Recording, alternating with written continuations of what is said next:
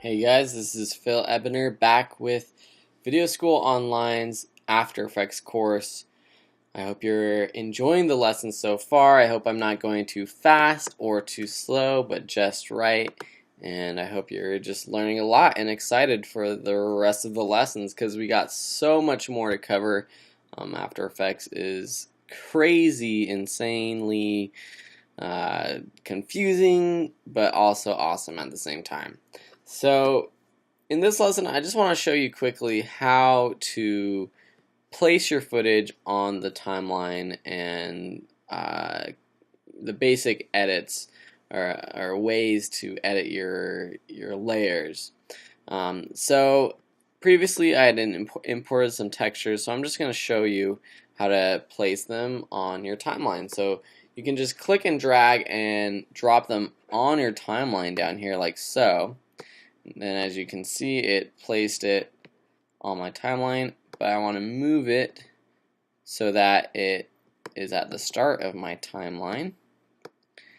I can also just stretch out the end by going to the end of the clip and clicking and dragging when you see the double sided arrows. So now I have my brick wall.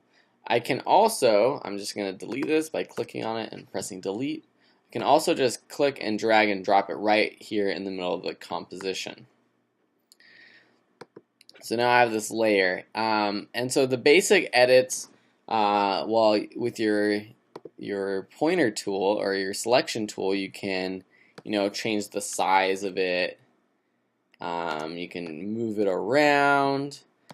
You can rotate it with the rotate tool. And then the last basic thing is opacity. But another way to get to all of these editing options is on the timeline. And in the next lesson, we're going to go over more about all these different things. But for now, let's just, on our brick wall layer, click this triangle, which brings down another option called transform. I'm going to click that triangle next to transform. And we have a few different options. So as we move this around, you will see these numbers change for position. If you increase the size, you will see the size change as well. So 16% to 86.5%. Or if I just squeeze it, you'll see it's 21% and 86.5%.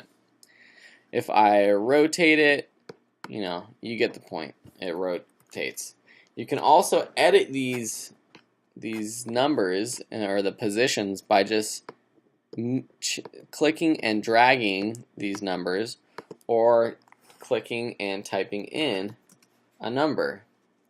And this is really nice when you just want to move something along the y-axis or the x-axis, axis, sorry, and you don't want to mess around with the other axis. So you can play with the position, you can play with the anchor point, which again you can change with the pan behind tool.